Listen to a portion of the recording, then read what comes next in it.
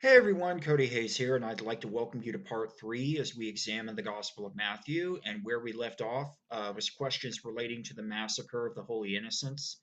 And I mentioned how what that is about comes from the Gospel of Matthew, where Herod, the client king of Israel, orders the killing of all male children in Bethlehem 2 years and younger. But there are questions relating to the massacre of the Holy Innocents. And one being is that, while historians could see Herod doing something like this, that does not necessarily mean that he did do something like this. Um, Herod, he's known within Jewish literature as Herod the Great, but also Herod the Wicked. Um, he was very, very quick to dispose of anyone he thought was a rival, including some of his own sons. Um, some of that may have had to do with the fact that Herod was a convert into Judaism. He wasn't born as a Jew, and there were some that arguably felt he wasn't really a quote true Jew, even though for all intents and purposes he was. It's kind of like within various Christian traditions, or I've heard of this anyway, cases of this, where if you have a church that practices infant baptism, which the majority of Christian churches do. The ones that don't are those that come out of the Anabaptist movement from the 16th century. But if somebody, comes into one of these churches as, essentially an adult convert, they've been at times not viewed by some in the same manner as those that were part of the tradition from essentially the cradle. Even though there's no theological difference between them and the other person, there's sometimes that view. But moving forward, besides the Gospel of Matthew and the non canonical Gospel of Infancy James, we don't have any evidence of such a massacre taking place from around the time period that it would have taken place.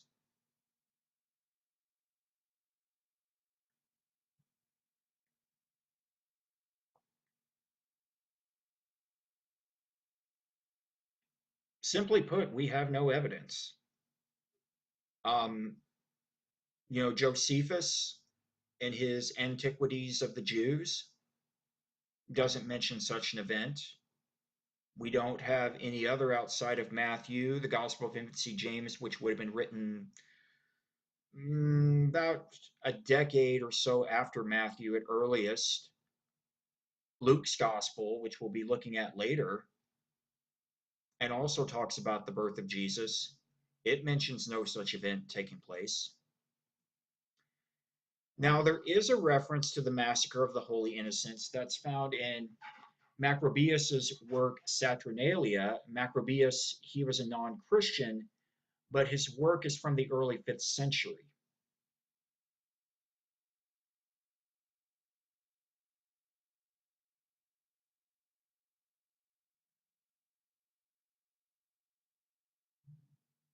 So, what exactly did Macrobius write regarding the massacre of the Holy Innocents in Saturnalia?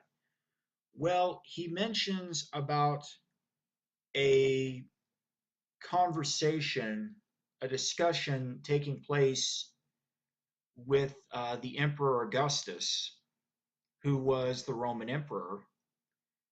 And essentially, in the conversation, it mentions how Herod, the client king of Israel, murdered his son and a number of children in Syria.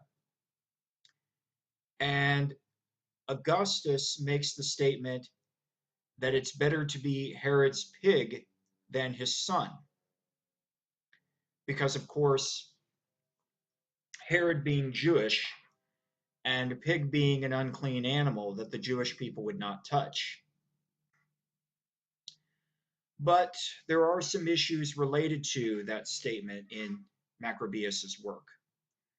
One being the time period of how late it was written, Saturnalia. Another being that by this point you would have had, the feast of Christmas established, Um, what was essentially Christmas before you had that feast would have been the Feast of the Epiphany. Christmas as a feast has its origins within the fourth century, whereas the Feast of the Epiphany, where essentially the wise men, the shepherds, come across the born Christ child, would have been about 100 years prior to that, so in the third century. But that the work is referred to, Saturnalia, which is talking about the festival for the god Saturn. The Feast of Christmas takes place at around the same time period as the feast to the god Saturn, took place. And some of the rituals, such as, carols and gift giving and the like, took place also during the feast, the celebration for the god Saturn. So, since you have a Christian feast taking place at around the same time, centuries later, um, some of the liturgy at the same time period would have been referenced. So, the Christmas feast and the liturgy regarding the birth of Jesus in Matthew would have been discussed. But, again, it's a reference to something 400 years later. We're talking a work 400 years later. And by this point, the liturgy, the Christian liturgy with Christmas and the Feast of the Epiphany too, would have had all this factored in. So how much of this is just, talking about that particular feast versus, what happened in essentially the end of, the first century BCE/BC, reference, of course, in the time period Jesus was born, which, would have been obviously long before then. Well, if any type of massacre did take place, it was not on a very large scale.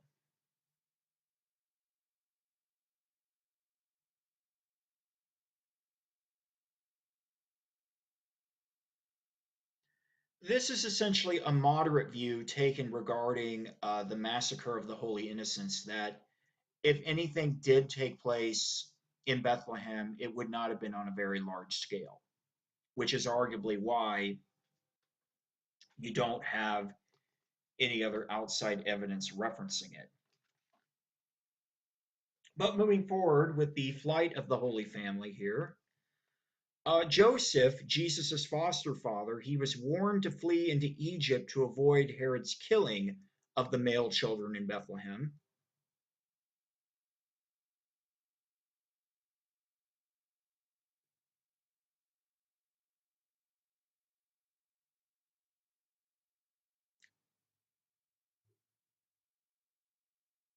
So Joseph, Jesus' foster father, he's warned in a dream to essentially, you know, get out of Bethlehem, take your wife and child with him, and go into Egypt because of what Herod was going to eventually do. And historians, they've made a comparison of the child Jesus' escape from Herod to the child Moses' escape from the Pharaoh in the book of Exodus.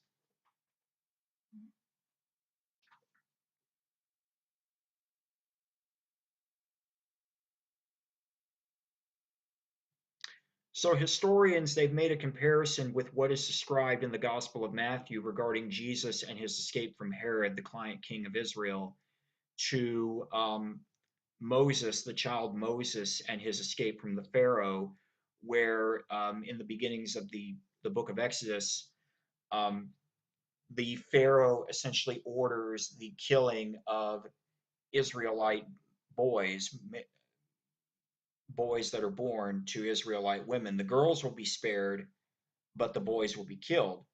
And one particular male child is born, and he's essentially placed in a basket, I believe, wicker basket, I think is how the text describes it. But, anyways, placed in a basket and sent down the Nile. That, of course, is the child Moses. So a comparison's being made here of the escape of Jesus to the escape of Moses.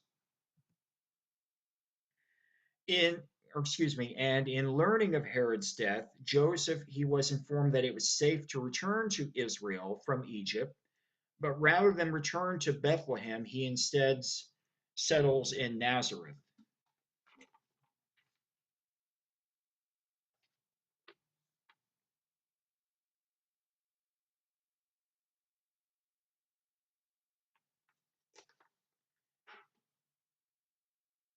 So Joseph, he learns of Herod's death, and he learns that it's safe to return to Israel, but rather than go back to Judea, where Bethlehem would be located, he instead goes further north into Galilee and settles in a town called Nazareth, which is where Jesus grew up. And with the exceptions of Jesus being born of a virgin, born in Bethlehem, and having a foster father named Joseph, the events described in the Gospel of Matthew are not found in the Gospel of Luke.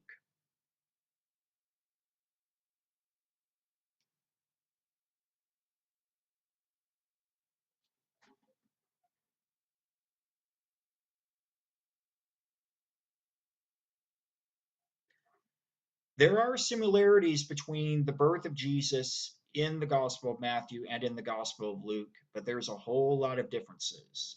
And, the similarities would be, of course, Jesus being born of a virgin, that he's born in Bethlehem. He has a foster father named Joseph.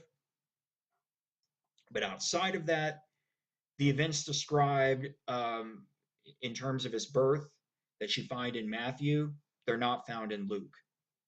Just to give one example, Herod the Great, Herod the Wicked, he's referenced in the Gospel of Luke, but he's referenced only in passing, nothing major about him.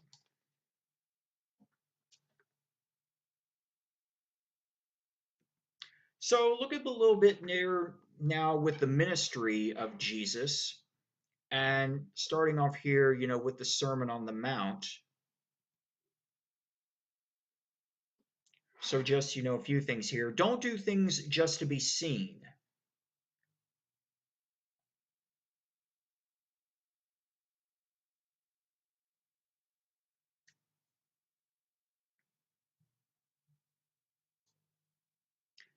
With this particular point, Jesus is focused on really the Pharisees and the scribes, but how they like to do things, so people will notice them. And you could say, notice their holiness. And Jesus is like, no, no, don't do things just to get attention. Don't be egotistical. Don't do things for your own ego. Do them because you should. And don't pray like the Gentiles, the non Jews, that you pray in this manner.